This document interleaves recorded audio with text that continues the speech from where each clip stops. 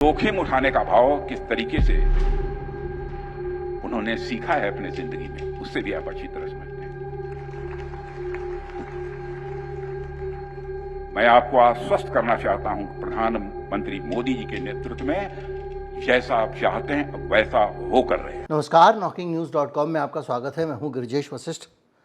अब एक अजीब सी स्थिति पैदा हो गई है कि 15 दिन हो जाएंगे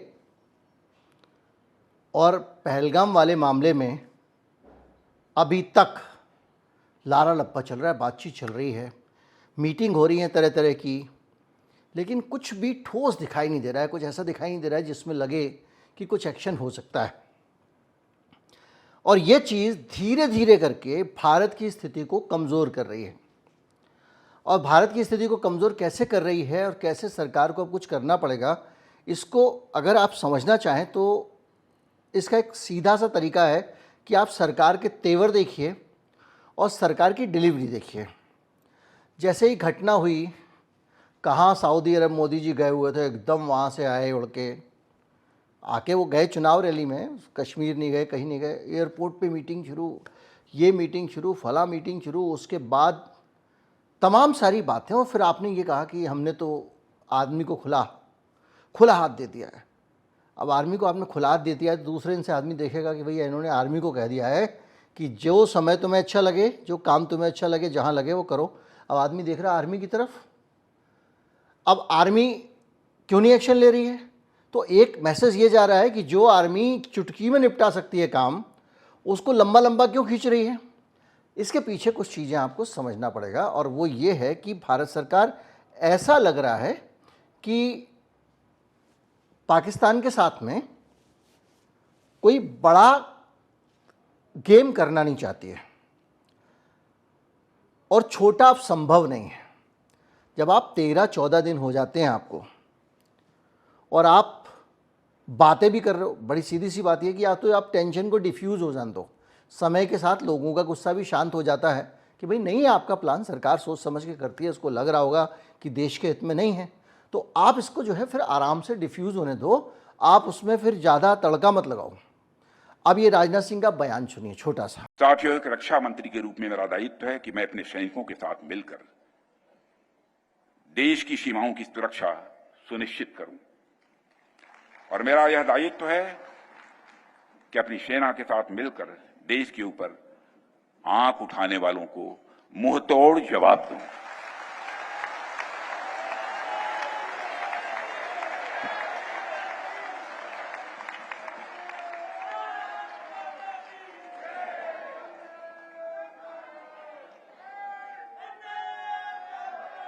और आप सभी हमारे प्रधानमंत्री नरेंद्र मोदी जी को अच्छी तरह जानते हैं।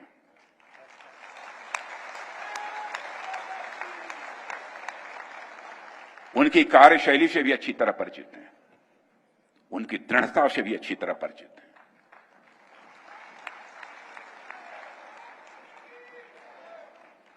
जोखिम उठाने का भाव किस तरीके से उन्होंने सीखा है अपने जिंदगी में, उससे भी आप अच्छी तरह समझते हैं। मैं आपको आश्वस्त करना चाहता हूं कि प्रधानमंत्री मोदी जी के नेतृत्व में जैसा आप चाहते हैं वैसा हो कर रहे हैं। अब ये बार बार कह रहे हैं कि आप जो चाह रहे हैं वही होगा, यानी मोदी जी को आप जानते नहीं हो। एक तो पता नहीं मोदी जी की तारीफ हर भाषण में करना अनिवार्य है क्या केंद्रीय मंत्रियों के लिए? पहले ऐसा नहीं होता था, लेकिन एक तो वो अलग मसला है। लेकिन आप कह रहे हो कि मोदी जी वो करेंगे जो आपके दिमाग में है। कुछ बड़ा 11-12 दिन हो गए भाई, 12 क्या 13-14 दिन होने वाले हैं, और राजनाथ सिंह जी जो है वो रक्षा मंत्री हैं देश के, ये आश्वासन दिए जा रहे हैं। इस बीच में कुछ ऐसे घटनाक्रम आते हैं जिनको देख के बड़ा हास्यास्पद स्थिति है। पाकिस्तान जैसा देश कुछ भी माहौल बना रहा है, वो अपने लिए देश में माहौल बनाने में लगा हुआ है। हमने इनके राफेल आए थे उनको बंद कर दिया था, उनको लॉक कर दिया था। हमारे पास ऐसी टेक्नोलॉजी है कि जैसे ही राफेल इनका उड़ के आया, हमने अपने सिग्नल उसके बंद कर दिए, उसको इमरजेंसी लैंडिंग करनी पड़ी, वापस जाके उड़ा रहे वो। लेकिन इसके साथ वो एक काम और भी कर रहा है, वो पूरी दुनिया में जा रहा है। अभी फिर चला गया मलेशिया के पास। मलेशिया देखा जाए तो चीन का छोटा भाई है। मलेशिया में अगर कोई व्यक्ति जाके भाषण भी देता है या वहाँ का मंत्री किसी विदेश वाले से मिलता है तो चीन को उसको सफाई भी देनी पड़ती है कई बार कि भाई आप उनसे कैसे मिले। इस हद तक चीन ने मलेशिया को अपने हाथ में रखा हुआ है। अब वहाँ जाके मिल रहे हैं प्रधानमंत्री, अलग अलग देशों से उनका प्रधानमंत्री मिल रहा है और कह रहा है मदद करो मदद करो, और हर जगह से भारत को सलाह मिल रही है कि भाई शांति से काम लो, शांति से काम लो, शांति से काम लो। अब 10-12 दिन तक आप कुछ नहीं करोगे, 10-12 दिन तक कोई एक्शन नहीं होगा, तो दुनिया भर के लोगों को पंचायत करने समझाइश का मौका तो मिलेगा। अब एस जयशंकर कह रहे हैं कि भाई देखो दोस्ती करनी है तो करो, हमको तो चाहिए साथ देने वाला, भाषण देने वाला नहीं चाहिए। अब आप पूरी दुनिया को ये बोल रहे हो, और इस बीच में संयुक्त राष्ट्र का बयान आ गया। अब तो जो उनके महासचिव हैं संयुक्त राष्ट्र के, उन्होंने कहा है कि भारत को धैर्य और संयम से काम लेना चाहिए। अब भारत को धैर्य और संयम से काम नहीं लेना चाहिए, वो ये कह रहा है कि धैर्य और संयम से काम सभी को लेना चाहिए, और वो कह रहे हैं कि मिलिट्री सॉल्यूशन कोई सॉल्यूशन नहीं है। अब संयुक्त राष्ट्र का ये बयान आ गया। अभी तक तो हम लोग कुछ भी करके निकल जाते, उसके बाद में जो कहना था संयुक्त राष्ट्र वगैरह कहते रहते। हालांकि युद्ध जो है कोई सॉल्यूशन नहीं है, युद्ध बहुत बुरी चीज़ होती है, लेकिन फिर भी 13 दिन तक आप जो है भुजाएं फड़का रहे हो। एक भारत में एक शैली है नाटक की और थिएटर की, वो कहलाती है नौटंकी शैली। उस शैली में क्या होता है कि हमारी फिल्मों पे भी उसका प्रभाव दिखाई देता है। आप देखते होंगे, दुश्मन के अड्डे पे पहुंच जाता है हीरो, दुश्मन सामने खड़ा हुआ है, इसके पास बंदूक है, उसके पास भी बंदूक है, लेकिन 15 मिनट तक 10 मिनट तक एक से एक हैवी डायलॉग होंगे। एक इधर से डायलॉग बोलेगा, उधर से डायलॉग बोलेगा, होगा कुछ नहीं। फिर डायलॉग होने के बाद में आखिर में ढेंग ढेंग के साथ वो अपना तलवार वलवार घुमाएंगे। ये है हमारे यहाँ पे जो है पारसी थिएटर की भी एक शैली है, वो मिला जुला के रामलीला होती है। लेकिन नौटंकी जो शैली है उसमें डायलॉग पे डायलॉग चले जा रहे हैं। 12 दिन हो गए, और इस 12 दिन की देरी में नुकसान ये हुआ है कि आपने ये भी कह दिया कि भाई हमने आर्मी को खुला दे दिया। अब आदमी कह रहा है भाई आर्मी से भी नहीं हो रहा क्या? तो पहले आप इसको इतना बड़ा क्यों कर रहे हो, स्पेशल मीटिंग कर रहे हो, फला कर रहे हो, ढिमका कर रहे हो, और बात ये करोगे कैसे? देखो एक छोटी सी बात है, आप पूरी दुनिया के बीच में खड़े हो, अकेले तो है नहीं। अगर आप किसी का जाके मुंह तोड़ दोगे तो मोहल्ले वाले पूछेंगे ना भाई कि आपने क्यों तोड़ा, तो आपको बोलना ही देखो ये सुबह या शाम को खड़ा होकर हमारे घर में पत्थर फेंक रहा था, ये बोलना पड़ोगे ना कुछ तो एक्सक्यूज़ दोगे।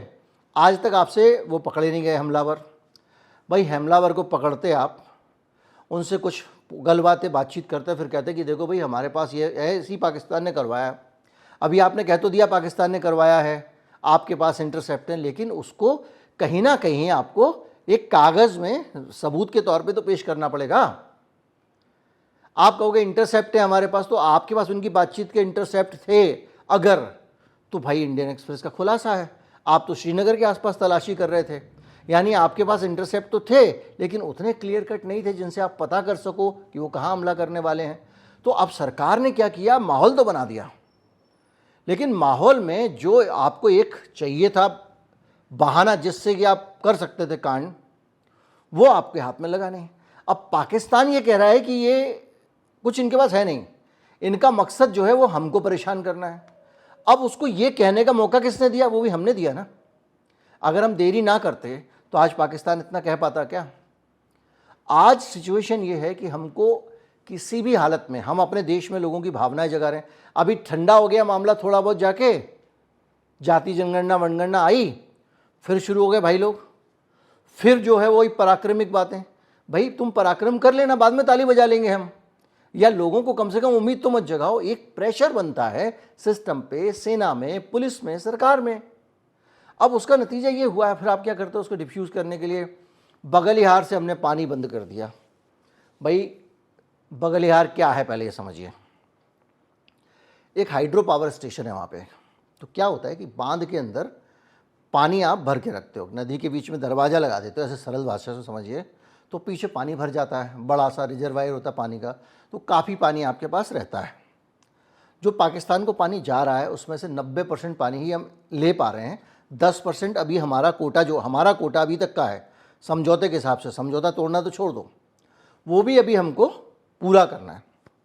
अभी क्या है, बगलिहार में डैम है, उस डैम के अंदर भारत ने क्या किया है, पानी और इकट्ठा कर लिया है ताकि हम उसकी सफाई कर सकें। अभी हमने उसके हिस्से का कोई पानी नहीं लिया, ये हमारा अपना पानी है।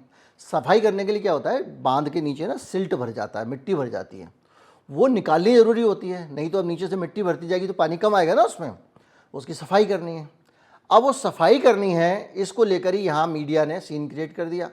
उधर पाकिस्तान इसका हमारे खिलाफ इस्तेमाल कर रहा है, वो कह रहा है देखो इन्होंने हमारा पानी रोक दिया। अरे भाई हमारा अपना पानी था यार, लेकिन हमने चूंकि हमारे मीडिया ने लोगों को शांत करने के लिए, सरकार की ज़बरदस्त इमेज बनाने के लिए बोलना शुरू कर दिया कि सब प्यासा मार रहे हैं पाकिस्तान को हम। वो कह रहा है हमको प्यासा मार रहे हैं, वो ये भी कह रहा है कि ये हमको अगर प्यासा मारेंगे भैया तो फिर तो ये युद्ध है, बम गिराओ जरूरी नहीं है, प्यासा मारना भी युद्ध है। लो, नया रायता। अब बगलियार से पानी हम रोकेंगे क्या? हम नहीं रोकेंगे। ये बात पाकिस्तान को भी समझनी चाहिए, हमारे वालों को भी समझनी चाहिए। क्यों नहीं रोकेंगे? आप कहोगे क्या बात करो, दुश्मन है, रोकेंगे क्यों नहीं? भाई बगलियार में एक हाइड्रो पावर स्टेशन है। अब ये हाइड्रो पावर स्टेशन कैसे काम करता है इसको समझोगे तो अब आपको समझ में आएगा। भाई एक तरफ से आपने पानी छोड़ा, ठीक है, बड़ी बड़ी टनल्स हैं, सुरंग, उस सुरंग के ज़रिए पानी निकला। जब उस सुरंग के लिए ज़रिए पानी निकला तो उस सुरंग के अंदर कुछ ऐसे टरबाइन लगे होते हैं जो पानी के प्रेशर से घूमते हैं। जब वो घूमते हैं तो डायनामो होता है ना, पुराने ज़माने में साइकिल में लगा के लाइट जलाते थे, ऐसे आप कैंपिंग पे जाओगे, कैंपिंग की लाइट आती है, उसके से चाबी भरोगे, थोड़ी देर में वो चार्ज हो जाती है। तो डायनामो होता है वो, उसके अंदर एक तरह का बड़ा डायनामो लगा है, ठीक है, जिसको टरबाइन कहते हैं। जब पानी उसको धक्के मारता है तो वो घूमता है, वो घूमता है तो उससे बिजली बनती है। वो जो टरबाइन जो घूमता है इससे बिजली बनती है, ऐसी टरबाइन थर्मल पावर में भी घूमता है, सभी जगह घूमता है। तो घूमी कैसे बिजली? आपने पानी छोड़ा। अब अगर बगलिहार से आप पानी छोड़ना बंद कर दोगे तो बिजली बनेगी क्या? ये बड़ा सवाल है। दूसरा, कोई एक हेडलाइन लगा रहा है गाद छोड़ दी। अगर गाद मिट्टी छोड़ दोगे तो क्या होगा? उस टरबाइन की जो टनल्स हैं उसमें कीचड़ भर जाएगी ना, तो उसके लिए पैरेलल कैनाल बनानी पड़ती है ना, नहर। बहुत सारी चीज़ें हैं जो टेक्नोलॉजी को समझे बगैर हमारे जो मीडिया वाले हैं बवाल मचा देते हैं। उस बवाल का फ़ायदा कौन उठा रहा है? बवाल का फ़ायदा उठा रहा है पाकिस्तान। अब नतीजा ये है कि वो वार्निंग दिया जा रहा है और वो कह रहा है कि ये हो के रहेगा, हो के रहेगा। तमाम सारी चीज़ें आ गई हैं। अब खबर आ रही है कि नेवी चीफ ने बाकायदा जाके ब्रीफ किया है मोदी जी को।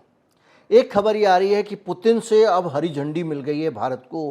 पुतिन ने कहा है कि अभी हुआ ये है कि उनका राष्ट्रीय दिवस है, जैसे वहाँ 26 जनवरी की परेड होती है ऐसे वहाँ पे होती है। उस परेड में क्या होता है कि हमारे जो दुनिया भर के प्रधानमंत्री बधाई देते हैं, तो उसके लिए हमारे यहाँ से फ़ोन गया पुतिन के पास में। जब पुतिन के पास फ़ोन गया, हमने उनको बधाई दी। उन्होंने कहा कि पहलवान मौत गलत हुआ और आपको ये हक है कि आप जो है उनके खिलाफ ऐसी कार्रवाई करें ताकि आतंकवाद से रक्षा का आपको अधिकार है। भाई इसमें कुछ गलत तो नहीं कहा उसने। अब उसका हम कुछ भी मतलब निकाल लें, उसका मतलब सीधा सीधा है कि हमारे इस हमले से रूस नाराज़ है और दुनिया का हर देश नाराज़ है। कोई भी देश ही नहीं कह रहा अच्छा हुआ। अब उसको फिर मीडिया ट्विस्ट दे रहा है। जब आप ट्विस्ट दोगे ना तो माहौल बनेगा। उस माहौल को बनने से क्या होगा? बांग्लादेश को पाकिस्तान यूज़ कर रहा है, चीन पाकिस्तान बांग्लादेश को यूज़ कर रहा है। सिचुएशन खतरनाक है हमारे सामने और उस खतरनाक सिचुएशन को हम हैंडल कर सकते हैं। लेकिन जैसे जैसे टाइम बढ़ेगा ना भैया, लोगों को पंचायत लगाने का मौका मिल रहा है, चाचा को फ़ोन कर रहा है, चाचा जी देखो समझाओ ये मान नहीं रहा है, ताऊ को फ़ोन कर रहा है, दुनिया भर की अंड वंड बकवास कर रहा है पाकिस्तान और दुनिया भर में वो लॉबिंग कर रहा है। हम लोग यहाँ हुंकार दिए जा रहे हैं और वो ललकार दिए जा रहे हैं और वहाँ पर वो फीडिंग कर रहा है। ये जो सिचुएशन मैं बस थोड़ा सरल तरीके से समझा रहा हूँ आपको, वो हमारे लिए ठीक नहीं है। और इसके साथ साथ इस बीच में देखो अमृतसर में 2 जासूस पाकिस्तान के पकड़े गए हैं। ये सारी चीज़ जो है ना बहुत खतरनाक। अब देखिए नेवी और इंडियन एयरफोर्स पहलगाम पे ब्रीफ कर रहे हैं, प्रधानमंत्री को जानकारी दे रहे हैं क्या डेवलपमेंट है क्या नहीं है। ये एक अच्छी पिक्चर बनती है, हेडलाइन भी बनती है। क्या एक्शन चौराहे पे पंचायत करके होना चाहिए? क्या मिलिट्री को खुली छूट आप दे रहे हैं, चौराहे पे पंचायत करके होनी चाहिए? जो अखबार में मैं पढ़ रहा हूँ वो क्या पाकिस्तान नहीं पढ़ता होगा? ये कुछ चीज़ें अपने आप में हमको समझने की ज़रूरत है। 13 दिन हो गए, या तो आपके जो लोग कर रहे हैं एक शाम को खड़े होके एक चौधरी साहब के स्टाइल में, युद्ध ना होने के 101 फ़ायदे, पाकिस्तान के जो हत्यारे हैं उनको छोड़ देने के पीछे मोदी की बड़ी चाल, ऐसा कुछ वीडियो बना दो आप। और वीडियो क्या बना दो, ऐसा आईटी सेल बोलना शुरू कर दे और सब जगह बोलना शुरू कर दे, मौका आने पे चौका मारेंगे, कुछ करके शांत करना। आजकल ये हो रहा है कि जो व्हाट्सएप अंकल ग्रुप हैं वो बता रहे हैं कि युद्ध ना होने के क्या फ़ायदे हैं और एलओसी पे हमला क्यों नहीं कर रहे हैं हम लोग मानवता के हित में, वगैरह वगैरह। एकदम वामपंथी बने हुए भाई लोग। तो ये जो चीज़ें हैं, ये सारी चीज़ें एक चीज़ और भी बता रही हैं कि हम किस तरह से इसको हैंडल करें। अच्छा देखिए, एलओसी पे पाकिस्तान लगातार बमबारी कर रहा है, ये आप लगातार बोल रहे हो। एलओसी पे पाकिस्तान बमबारी कर रहा है। बहादुर हम हैं, वीर हम हैं, ताकतवर हम हैं, इतिहास हमारा प्रखर है, यही तो कहते हैं ना। और पाकिस्तान को हम चुटकी से मसल सकते हैं। एलओसी पे वो रोज बमबारी कर रहा है, ये मीडिया में हेडलाइन छप रही है। कैसे कर ले रहा भाई? हमारे बीएसएफ वाले को पकड़ के रखा हुआ है। तो कुल मिला के इन चीज़ों को हमको बहुत समझदारी से डील करने की आवश्यकता है। इस वक्त जो सिचुएशन फंसी हुई है ना, वो अच्छी नहीं है। अब आप ये पूरे माहौल बनाने का एक नुकसान आपको बता रहा हूँ क्या हुआ है कि ये अखबार है गार्जियन। गार्जियन कहाँ का अखबार है? यूके का। गार्जियन हेडलाइन लगाता है कि 1000 डिटेन्स home blown up, Kashmiri tales अ क्रैकडाउन लिविंग हेल। मतलब क्या हुआ? कश्मीर में ये जो पहलगाम के बाद में लोगों को परेशान किया जा रहा है, हज़ारों लोगों को हिरासत में ले रखा है, घरों को बम से उड़ाया जा रहा है। बम, हमने घर को से बम को उड़ाया नहीं उड़ाया, लेकिन हमारे मीडिया ने क्या दिखाया? बम से उड़ाया। आज क्या कर रहा है? यूके का मीडिया उस खबर को उठा रहा है। उसका इस्तेमाल किसके खिलाफ हो रहा है? मेरे देश के खिलाफ हो रहा है। और ये खबरें पूरी दुनिया में लगातार अगर बढ़ती जाएंगी और इस तरह से फैलती जाएंगी तो इसका सीधा का सीधा जो सबसे ज़्यादा नुकसान भारत के ऊपर होने वाला है, भारत की पोजीशन पे। और धीरे धीरे करके जैसे जैसे देरी हो रही है, हमारे हाथ पांव को पूरी दुनिया पकड़ के जाम कर रही है, भाई लड़ने का नहीं। देख तुझे मेरी कसम, मारपीट मत करना। एक इधर से हाथ पकड़ रहा है, एक इधर से पैर पकड़ रहा है, उधर से वो टिड्डी पहलवान पाकिस्तान खड़ा होगा, देखो देखो देखो पकड़ो ये मुझे मारने वाला है। फिर उधर से आके एक जो है संयुक्त राष्ट्र कहता है नहीं नहीं नहीं ऐसा मत करो, वैसा मत करो। फिर ये चल रहा है और हमको धीरे धीरे करके सब लोग पकड़ ले रहे हैं यार। क्यों? एक तो हम फूफा ज़्यादा कर रहे हैं, हमारे तो मार दूंगा, छोड़ दूंगा, गला दबा दूंगा, छोड़ दो मुझे। और वो सामने वाला जो हमको थप्पड़ मार के उधर खड़ा हो गया चुपचाप से और वह कह रहा है मुझे मारेगा, मुझे बचा लो, इससे बचा लो, इससे बचा लो। ये एक सिचुएशन जो वही है ना। और इस बीच में क्या कर रहा है? वहाँ पे बैठ के बचा लो भी कर रहा है और हमारे ऊपर हमले भी कर रहा है। आप सोचो, अब उसने जो है ये साइबर अटैक करवा दिया और हालत ये है कि बड़े सारे समूहों पे, कई रक्षा वेबसाइट्स पे अटैक हो गया। अब ये पूरी सिचुएशन जो चल रही है ना, पाकिस्तान का तरीका आपको बता रहा हूँ क्या कर रहा है। वो थोड़ा थोड़ा करके हमको नुकसान पहुँचा रहा है और हम जो है इस बार नहीं छोड़ूंगा, इस बार नहीं छोड़ूंगा। ये कर रहे हैं और पूरी सिचुएशन में 14 दिन हमने निकाल दिए हैं। और अगर आपने 10 दिन और निकाल दिए तो क्या होगा? आप सोचिए कि 5 दिन और निकाल दिए तो क्या होगा? अगर नहीं किया कुछ तो लोग कहेंगे कि यार ये फेंका फाकी ज़्यादा कर रहा है, ये इसे कुछ होगा नहीं। तो भाई इतनी बड़ी बड़ी बातें मत करो ना। उम्मीद करता हूँ एकदम सरल, चालू और देसी भाषा में ये पूरा विश्लेषण आपको समझ में आया होगा। और सबसे ज़्यादा ज़रूरत है कि अब अगर कुछ करना है तो फैसला लेने की, नहीं करना है तो कुछ ठोस करने की। और उसके लिए सबसे ज़्यादा ज़रूरी है एक मस्त मजबूत डोजियर तैयार करो जिसमें सारे सबूत हों। वो पाकिस्तान के ख़िलाफ़, चाहे वो कहीं रखना पड़े किसी प्लेटफॉर्म पे, चाहे यूएन पे रखना है वहाँ रखो, पुतिन को देना पुतिन को दो। क्योंकि पाकिस्तान ने ये कहा है कि पुतिन और चीन बैठ के बातचीत कराए भारत के साथ। ये भी अपने आप में बड़ी बात है कि अब वो पुतिन हमको कह रहा है कि हम फुल सपोर्ट में आपको, हम खुश हो रहे हैं, लेकिन वही पाकिस्तान उसको कह रहा है तुम इनको जांच करो। तो कुछ ज़्यादा ही मामला उलझ गया है। और जब तक ठोस कदम नहीं उठाया जाता, कुछ दुनिया हिलाने वाला नहीं होता, तब तक हमको धीरे धीरे धीरे धीरे जकड़ा जा रहा है। और जो लोग बैठ के, हमारे देश के लोग जो इंतज़ार कर रहे हैं किसी एक्शन का, उनको उनके बीच में हमारे अपने राष्ट्र की गरिमा कमज़ोर पड़ती जा रही है। मेरे देश के नागरिकों की नज़र में लग रहा है यार, जो देश मानता है, और ये एक हद तक सच भी है कि हमारे लिए चुटकियों का काम है सबक सिखा देना।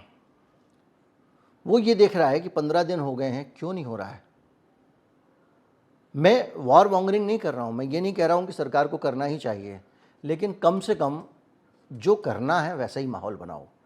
नमस्कार, जय हिंद।